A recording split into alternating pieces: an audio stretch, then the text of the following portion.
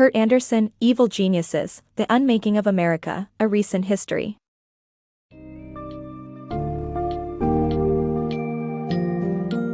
Welcome to the summary of Evil Geniuses, The Unmaking of America, A Recent History by Kurt Andersen.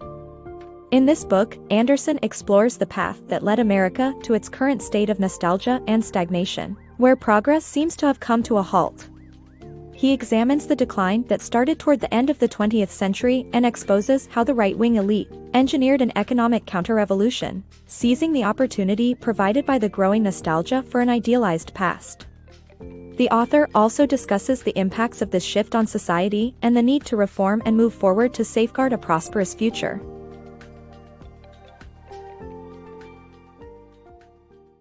Stuck in nostalgia's grip.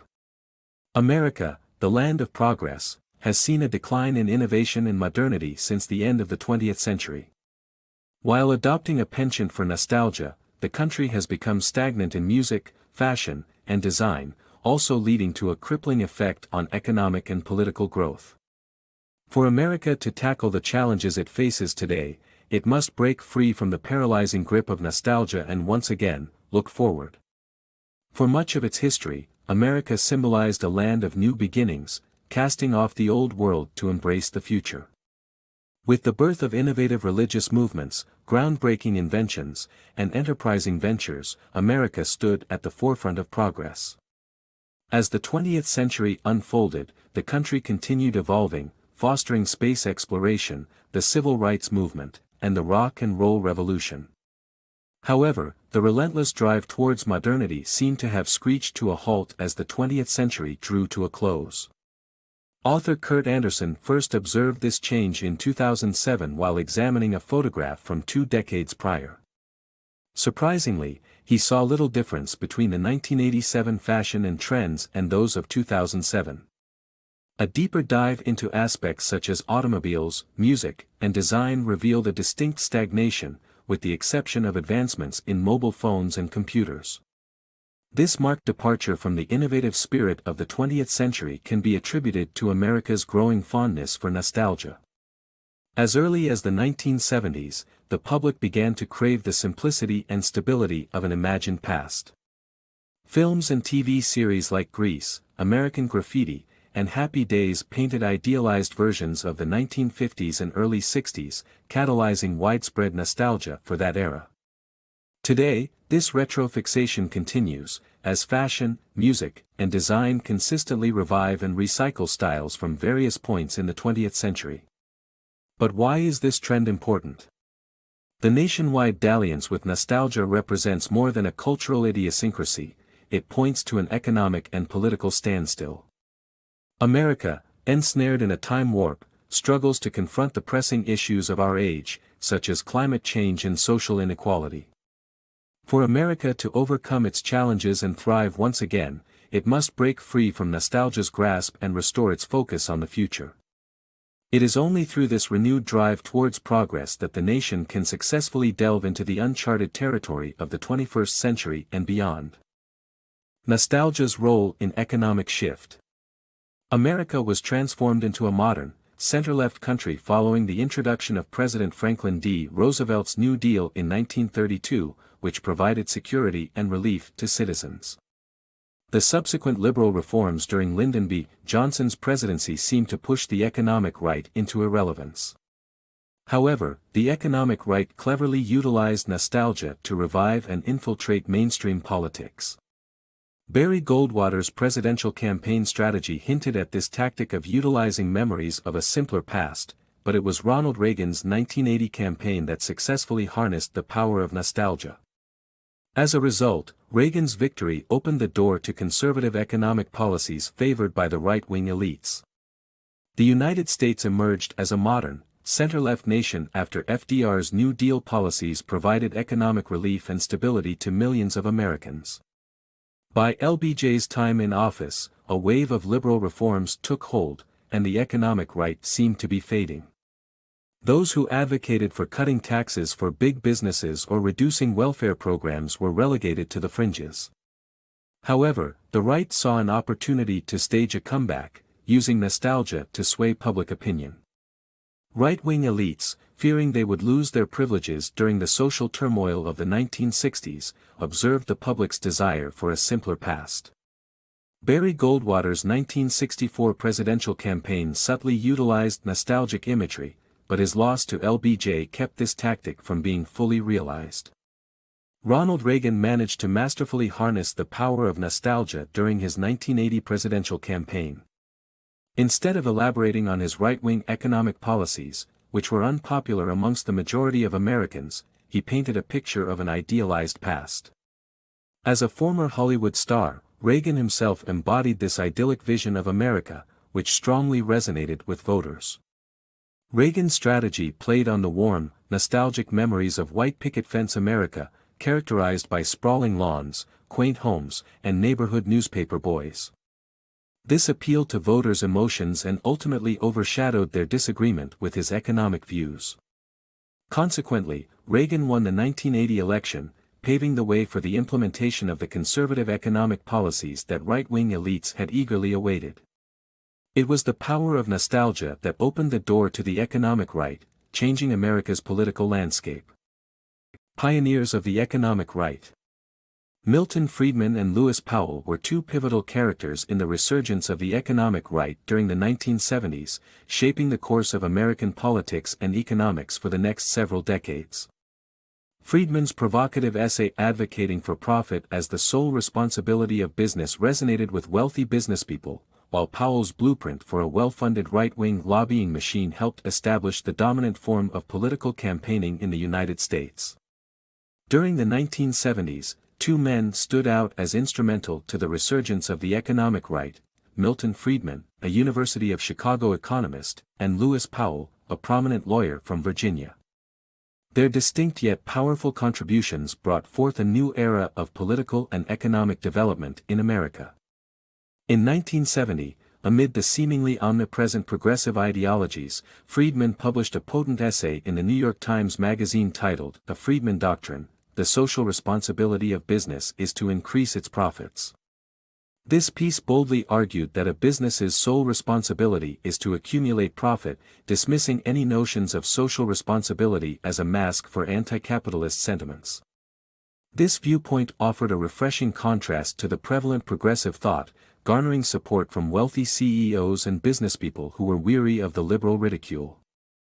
Friedman's essay spurred a significant shift in corporate boardroom strategies and went on to shape American economic policy for the next 5 decades.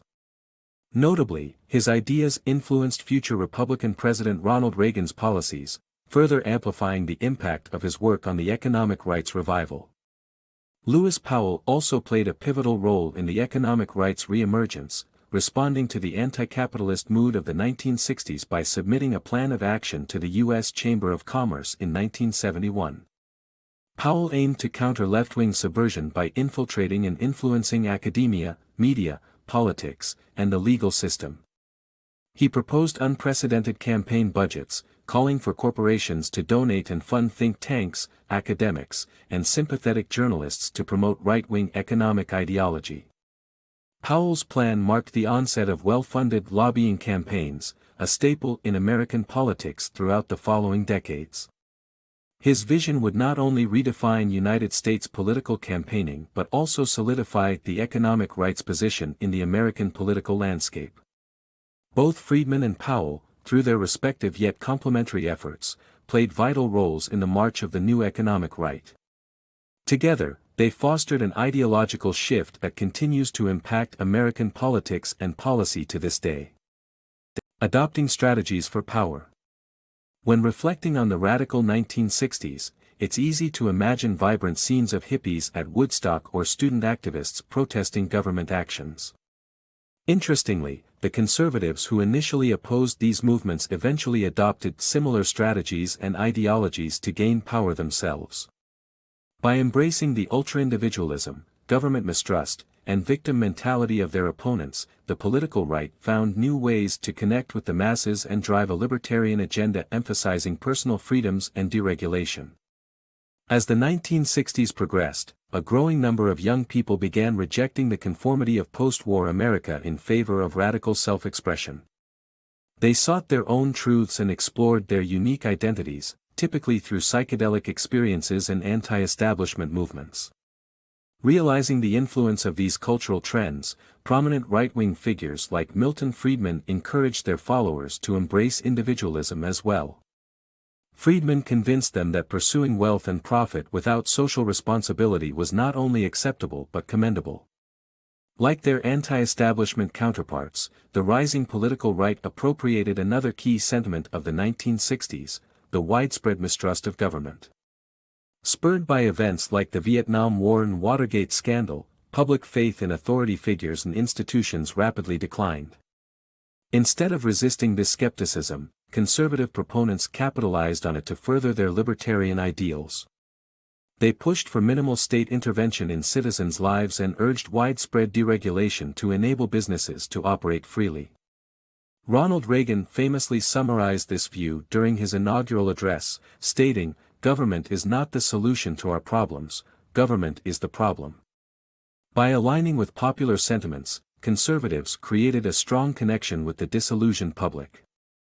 Lastly, figures like Lewis Powell, a Virginian lawyer, attempted to frame wealthy businessmen as victims. He wrote, "The American business executive is truly the forgotten man," evoking the language used by those fighting for marginalized groups.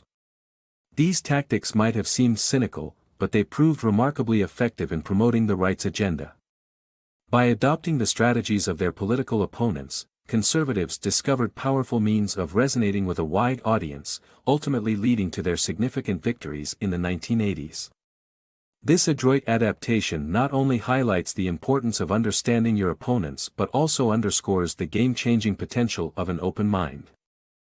Liberal complacency's consequences. The American right's success can be traced to a period of liberal complacency during which the progressive side of politics unwittingly allowed nostalgic and conservative movements to gain ground. Consequently, this shift became widespread and significantly contributed to the eventual election of Ronald Reagan. Once upon a time, American liberals had seemingly emerged victorious in most political arguments.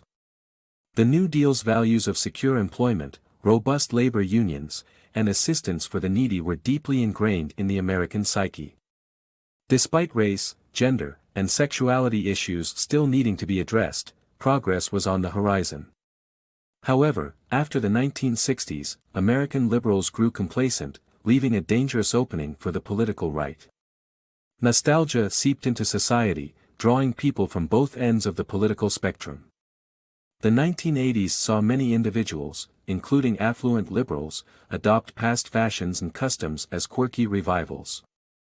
Comfort food, reflecting traditional American home cooking, became prevalent, masking an underlying longing for a steadier, less radical, and whiter past.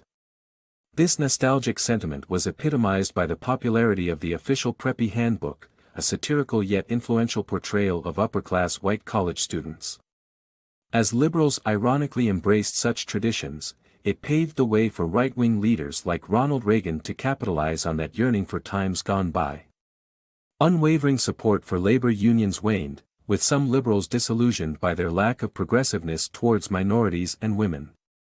Viewing unions as bastions of outdated discrimination, many liberals did not defend these organizations from right-wing attacks during the 1980s.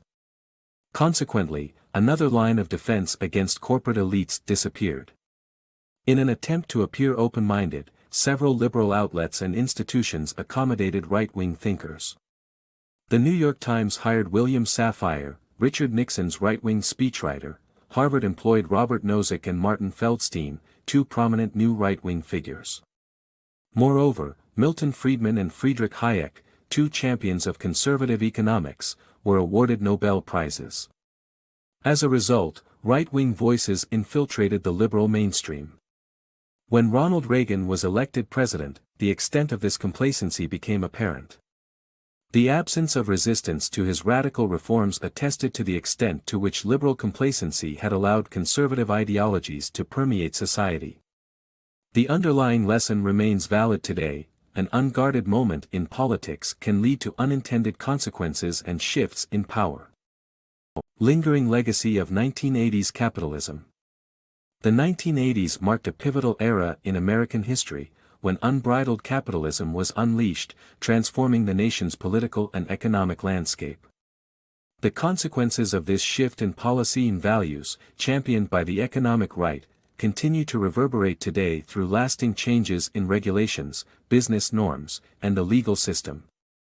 In the 1980s, capitalism was let loose in America, benefiting the wealthy and big businesses while eroding rights and protections for the general public.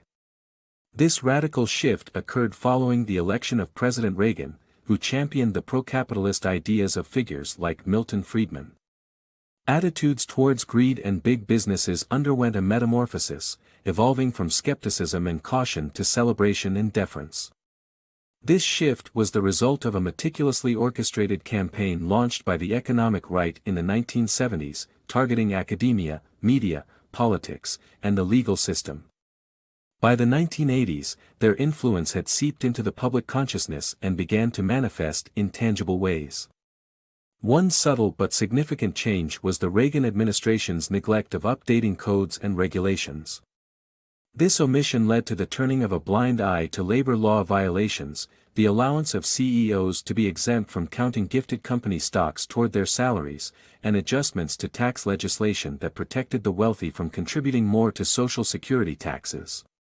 While these were seemingly small changes, their cumulative impact was immense and favored the interests of the rich and big corporations. Recognizing that the presidency and Congress were not guaranteed to remain sympathetic to their cause, the economic right decided to focus on the judiciary as well. They built a network of right-wing lawyers and established the Federalist Society in 1982. This organization espoused conservative viewpoints and facilitated the selection of Supreme Court nominees for Republican presidents. Over time, this strategy resulted in the successful integration of conservative judges in the Supreme Court, who considered unfettered free market economics a fundamental part of America's legal framework. Once again, this stealthy maneuver further strengthened the power of the economic right. In conclusion, the 1980s emerged as the breeding ground for the economic right's ideas and practices, with circumstances ripe for the consolidation of their power.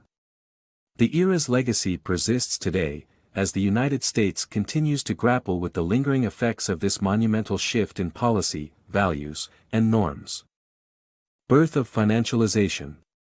The 1980s witnessed the rise of Wall Street sharks, epitomized by Gordon Gekko in the 1987 film Wall Street. This era also saw a shift in the U.S. economic structure towards financialization, driven by the right-wing political agenda. Economic consequences included the embrace of risk through reduced capital gains taxes, deregulation, increased borrowing, and high-risk derivatives. Simultaneously, businesses became obsessed with short-term shareholder profits, leading to a society fixated on immediate gratification and widening wealth disparity. The rise of the iconic Wall Street sharks in the 1980s marked a paradigm shift in the U.S. economy. Apart from embodying the spirit of greed, these individuals symbolized the financialization of the American economy, which transformed the focus from making and manufacturing to speculating in finance. Underpinning this metamorphosis was the economic approach of the political right, which resulted in several consequences. Among the most evident was the increasing appetite for risk-taking. When President Reagan took office, he drastically reduced capital gains tax, allowing investors to retain a larger share of their profits. Consequently, the stock market boomed, attracting numerous investors seeking fortunes, ultimately resulting in massive gains and losses. However, the risk-taking didn't end there. Deregulation policies introduced by Reagan's administration meant that working-class Americans could now borrow more easily using credit cards and risky loans.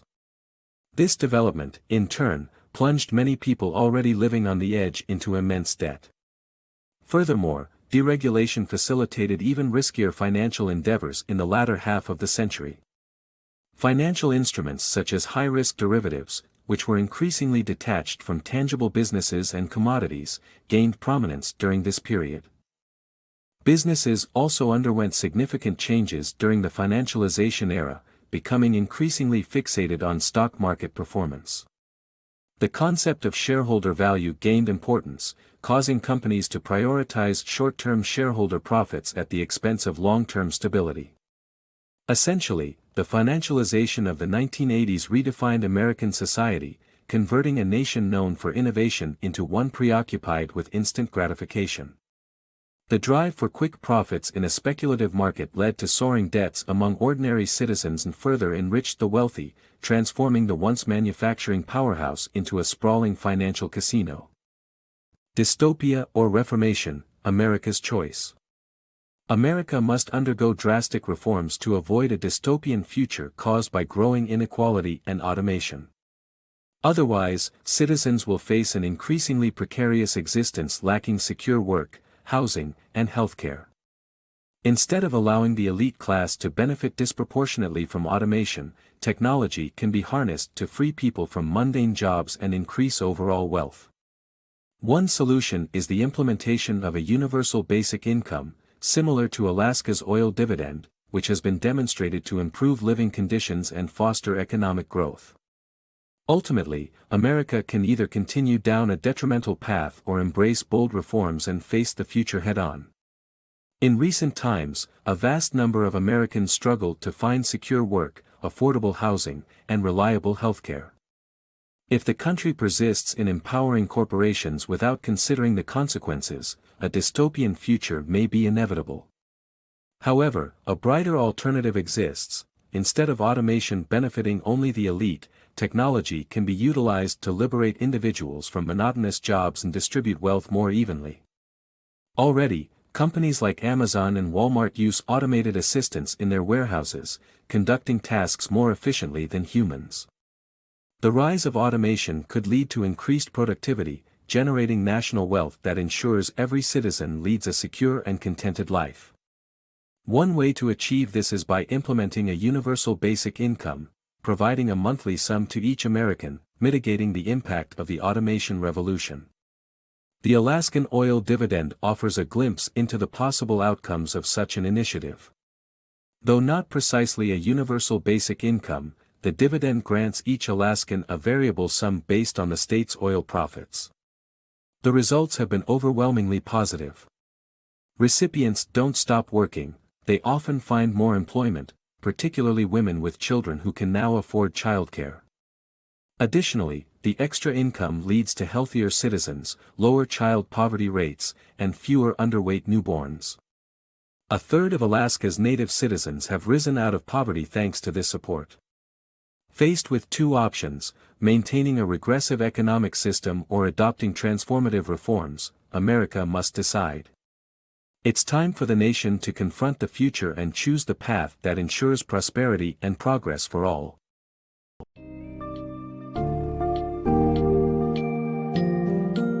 In conclusion, Evil Geniuses, The Unmaking of America, A Recent History, dives deep into the political and economic factors that have led America to turn its back on progress and embrace nostalgia.